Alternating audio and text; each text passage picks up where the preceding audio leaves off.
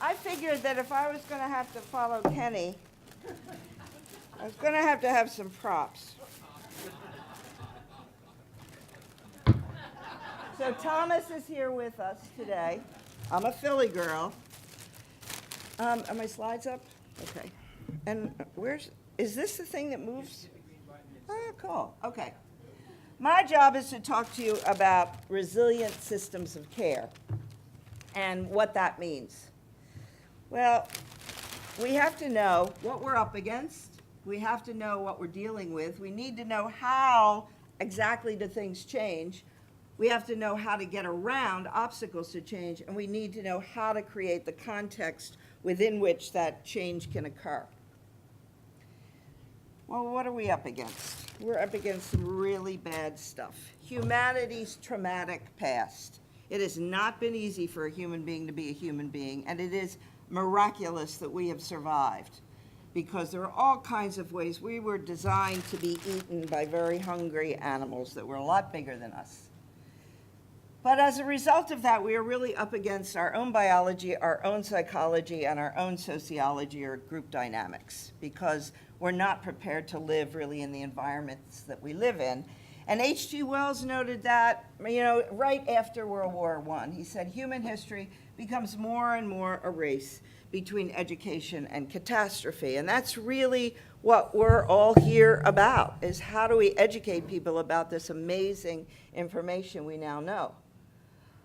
A question that bothers me, and I think probably bothers a lot of the people in this room, is are we going in the opposite direction? Are we really driving ourselves as a whole culture towards national and global traumatic second-order change?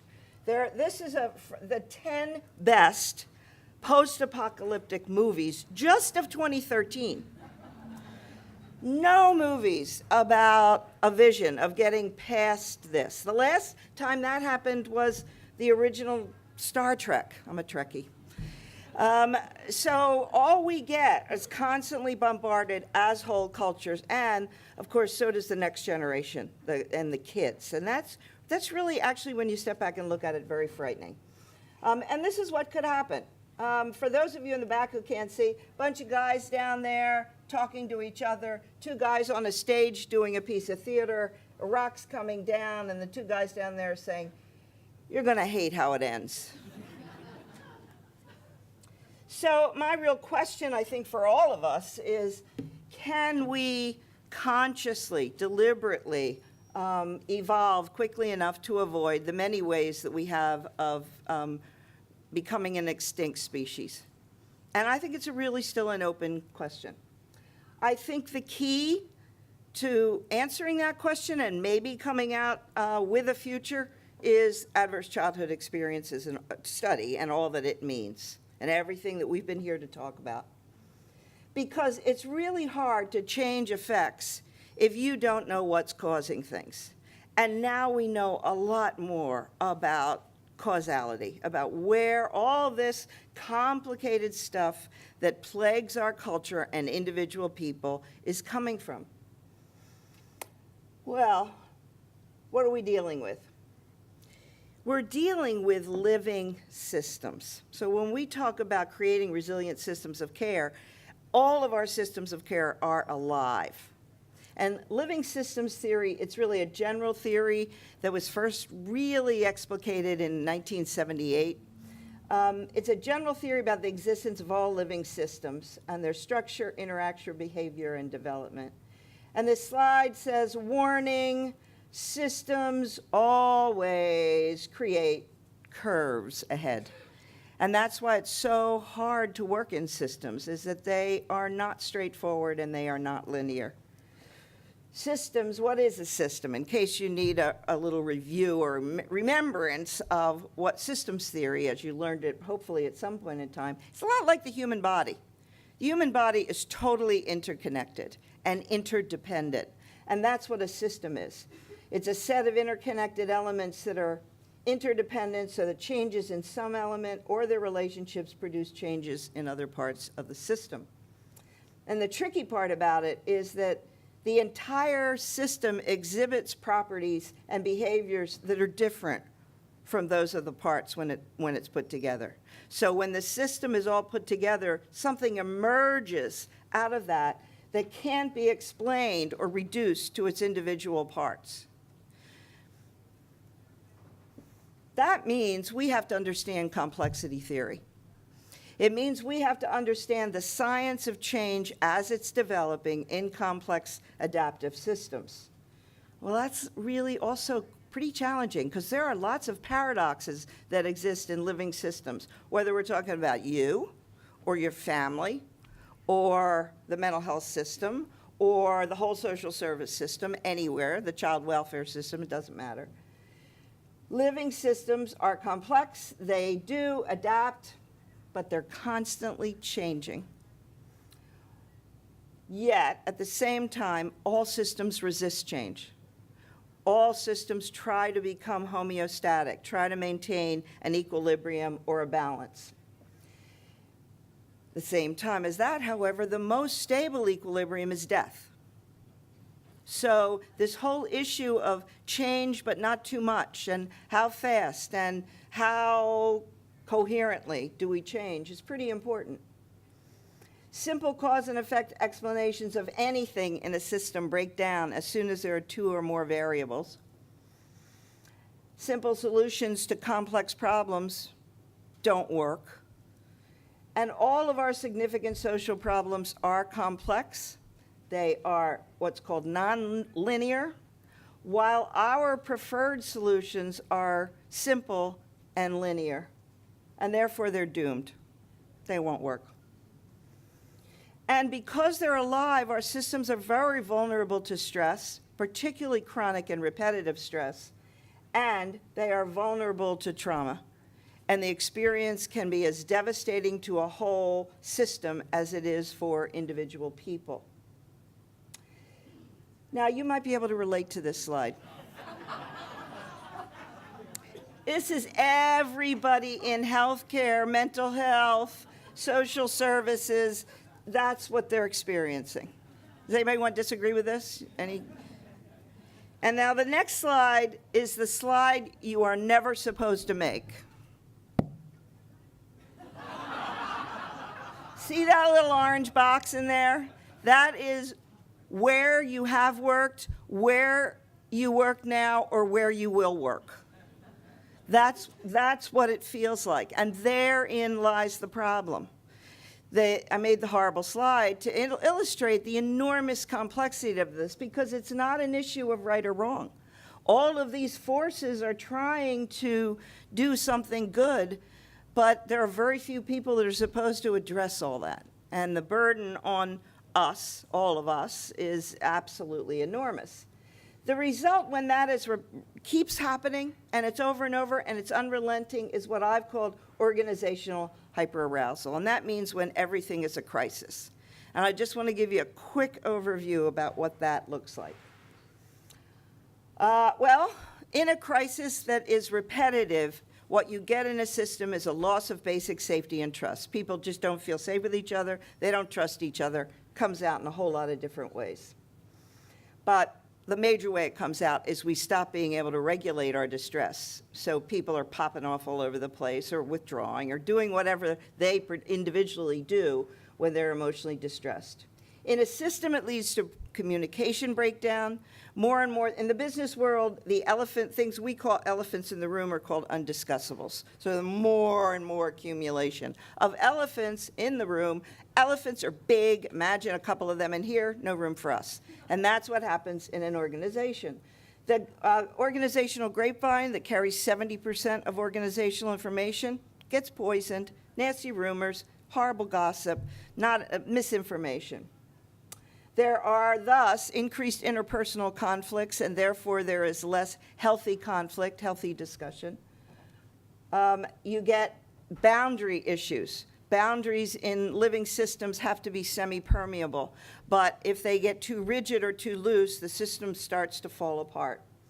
And you get, when it gets rigid, you get information silos, which is what we currently have. Nobody can talk to anybody else across systems.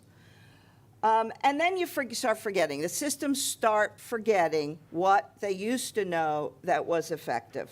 And as a result, they start repeating all of the stuff that doesn't really work.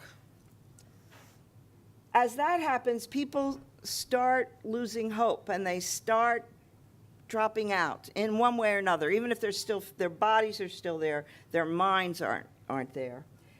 And that is a state of learned helplessness, which is really toxic for anybody and can affect an entire system. And that's also how you can end up having a hostile workplace. If it really gets bad, the whole system collapses, but I can't make that happen with this doohickey. We call that parallel process. So you have clients who have very similar problems to the staff, and then the whole organization is repeating that. The definition is when two or more systems, whether these consist of individuals, groups, or organizations, have significant relationships with one another, they tend to develop similar thoughts, feelings, and behaviors. And I think this is why our systems often recapitulate the toxic experiences that people have had in the first place. And we call it treatment or intervention when it's actually just making people worse. And nobody wants to do that. It is something that happens in the process of these ever-enlarging group dynamic experiences. So I think, just a second. One of the real questions to us is, join or die. So how does change occur? There are two main ways that change occurs. First order change, which is doing more or less of something we're already doing. And second order change, that's deciding or sometimes being forced to do something entirely different that we have not done in the past, different from what we've done in the past.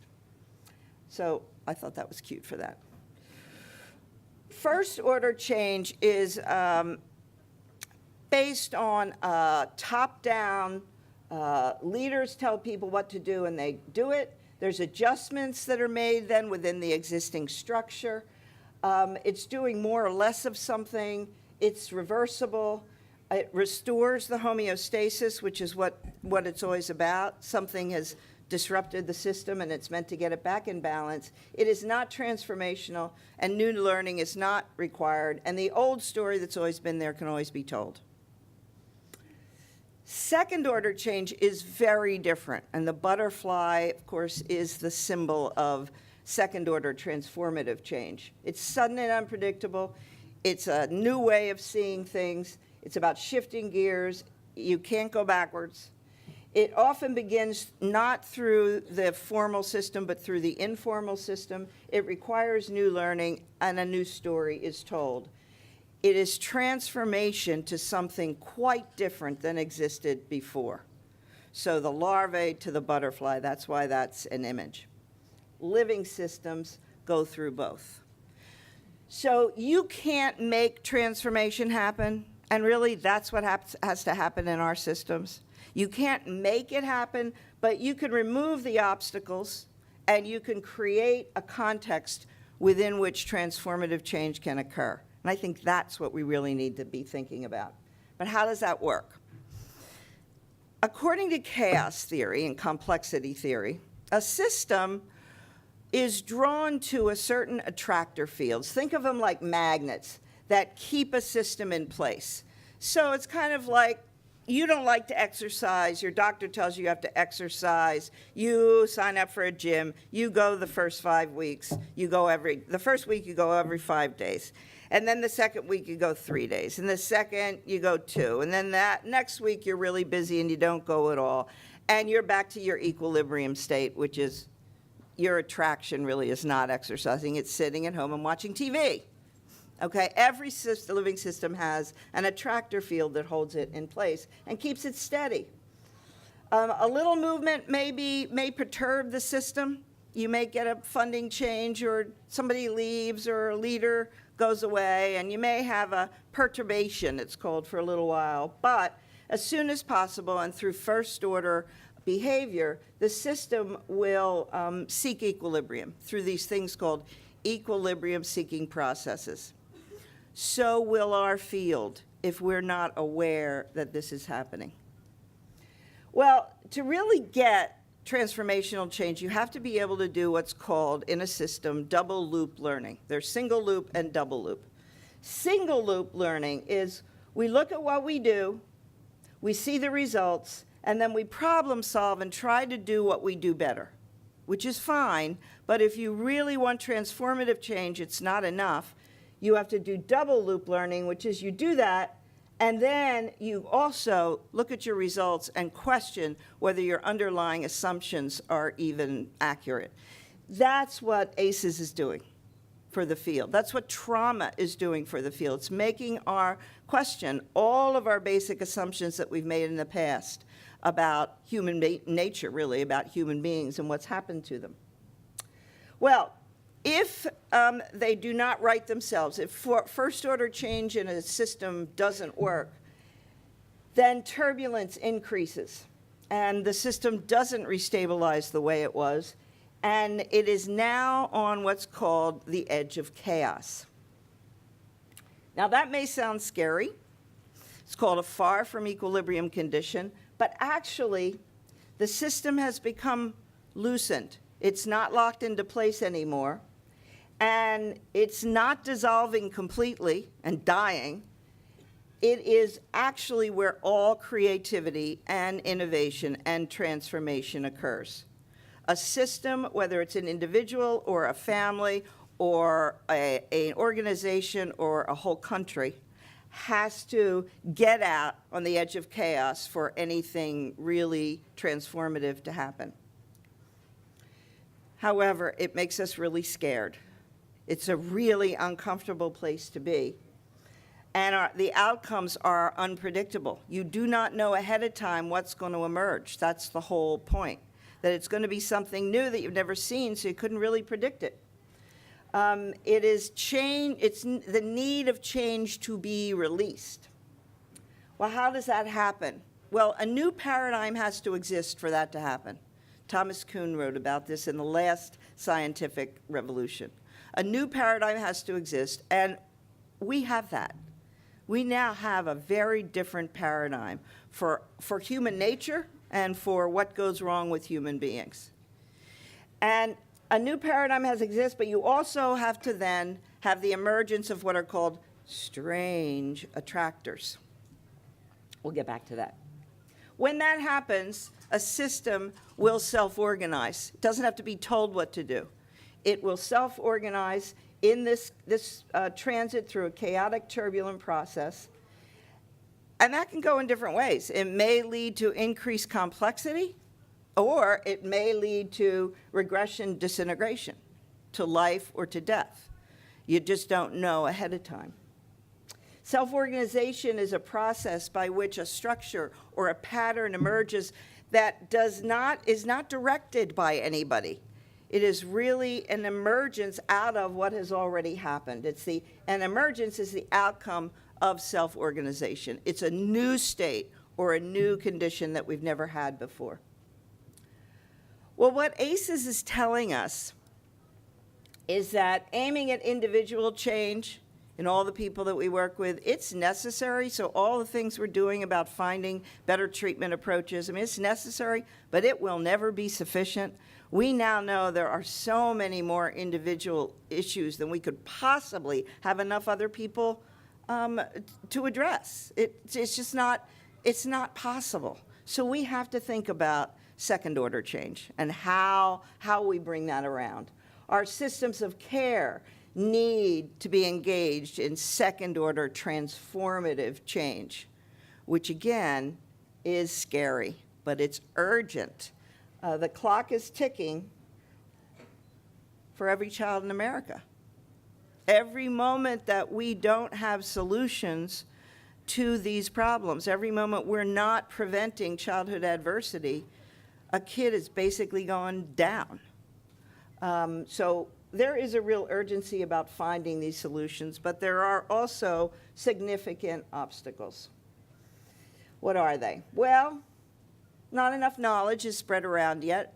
There are perverse incentives that we need to look at in our systems. There's very little double loop learning, really challenging those basic assumptions. There's a history, of course, of entrenched bureaucracy, limited resources, inadequate, ill-informed leadership, because we pay very little attention in our fields to management training, preparing people to be in leadership positions, lack of participatory processes, insufficient time for collaboration, and in many places a pretty demoralized workforce. Well, there's other obstacles too. We are faced with enormous complexity in our culture. And human beings and human groups, when faced with complexity, become reductionistic. And we can do it in a number of ways. We can do it biologically and say everything is biological, so just wait till they figure that out.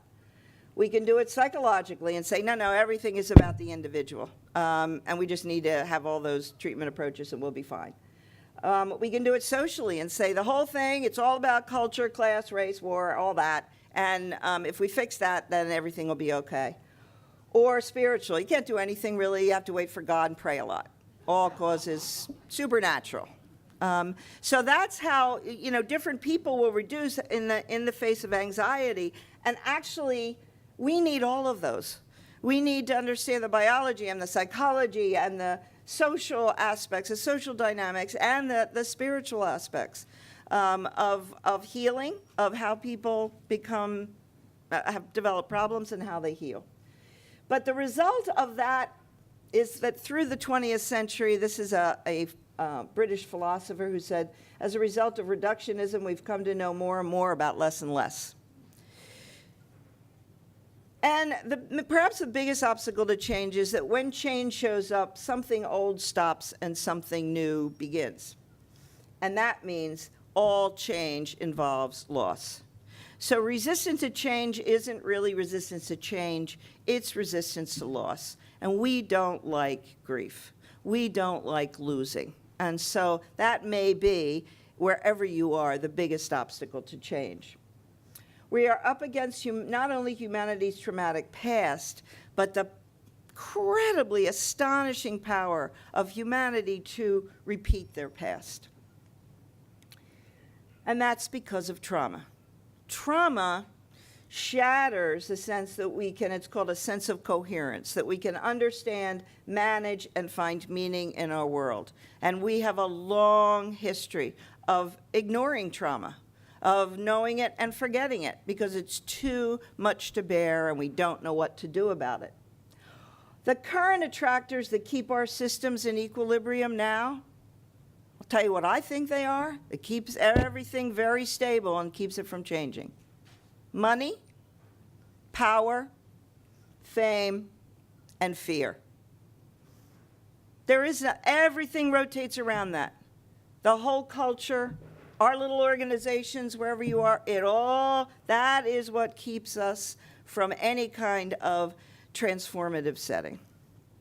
So, what does creating the context for transformative change, what's that mean? What's it look like? Well, we need a lot of knowledge. All that science is telling us about the physical self, the developing self, the emotional self, the social self, the moral self, and how traumatic experience changes all that and skews it in so many different ways.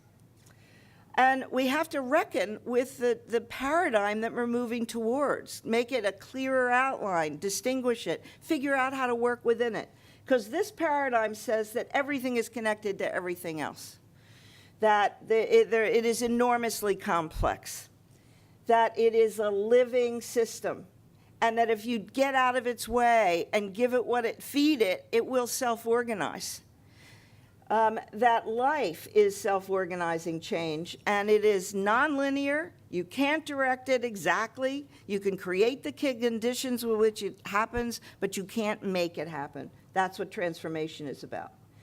Now, ACEs, in chaos theory, they talk about the sensitive dependence on initial conditions.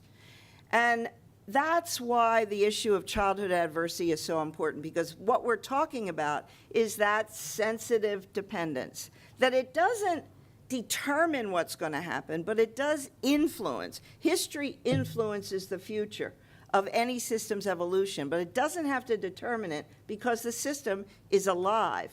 And there are an infinite number of possibilities that unfold within every minute because of neuroplasticity, and because we now know human intention can change the brain and therefore can change the future. But that's where we're caught. We're right in between, right in that gap, hovering over top of this space, and we don't know where it's going, and we don't even know if we're going to make it across that gap. And it's a very uncomfortable place for all of us to be. So what do we need? We need a new attractor system, badly. We need new attractors, and they're going to be a little strange, not unlike what Kenny was talking about. The big one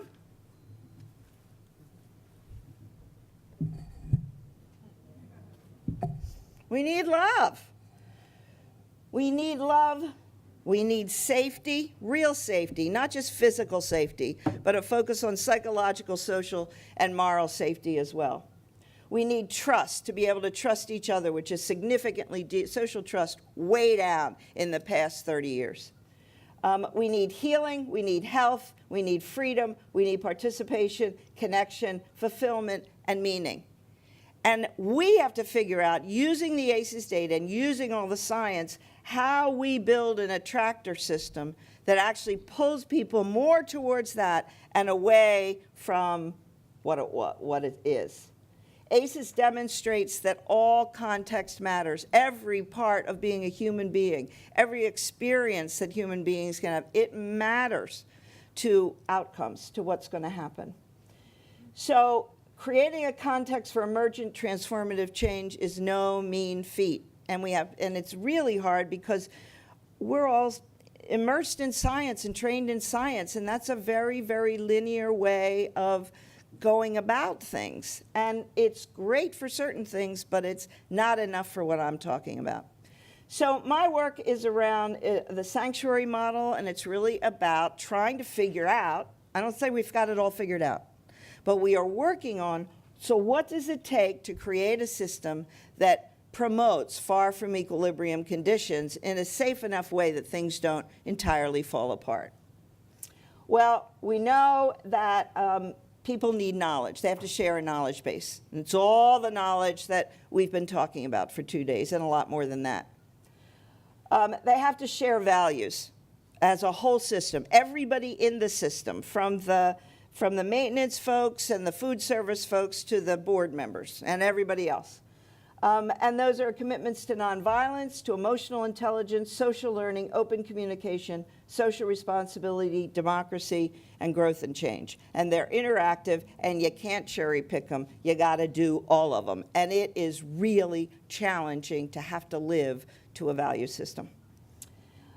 We have a shared language that makes it a little simpler. We call it SELF. It stands for safety, emotions, loss, and future. That helps us to organize everything. And even little 5-year-olds can tell you what that means. And the staff can then have a communication, easy communication with any age child and their family and the grown-ups that are in the system. We have a shared practice we call the Sanctuary Toolkit, which is getting down to the ground of trying to figure out what do people have to do regularly in order to create the processes that allow transformative experiences to emerge. And the shared mission is a parallel process of recovery for individuals, for workers, for organizations, and in my wildest fantasies, for our culture.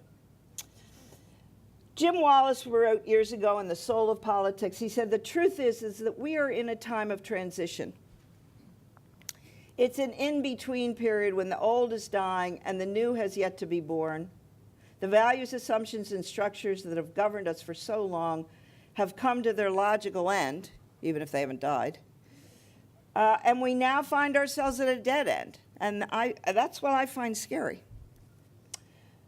But Lewis Mumford, who was an American philosopher, said every transformation has rested on a new metaphysical and ideological base, upon deeper stirrings and intuitions whose rationalized expression takes the form of a new picture of the cosmos and the nature of man. And that is what ACES is giving us, is a whole new idea about the nature of man that we can now substantiate. It's not just liberals versus conservatives.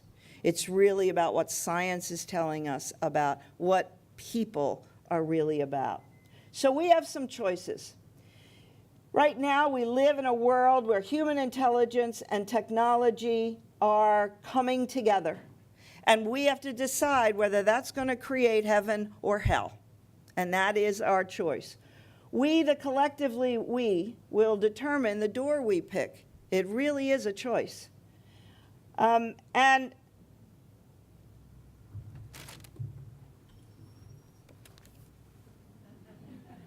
that's really the choice, whether we're going to get interconnected and unite or it's curtains.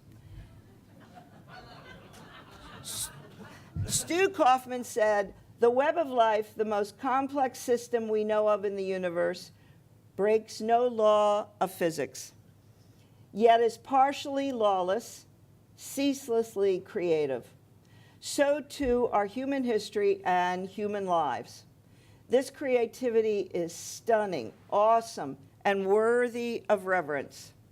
One view of God is that God is our chosen name for the ceaseless creativity in the natural universe, biosphere, and human cultures." I think I'm over now. Thank you. You can keep him here.